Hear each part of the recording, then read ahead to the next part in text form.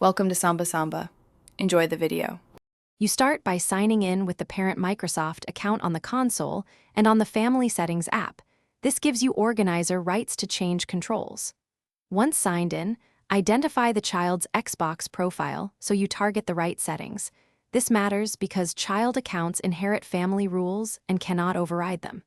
Make sure your console is online and updated so changes sync immediately. Then, navigate to the child's profile in Family Settings to begin modifying screen time, content filters, or purchase controls. Do this now. You'll now change the core restrictions. Set screen time limits and allowed gaming windows so play fits your household routine.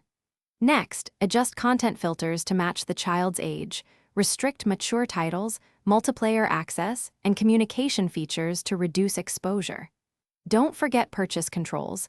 Enable Ask to Buy or spending caps to avoid surprise charges.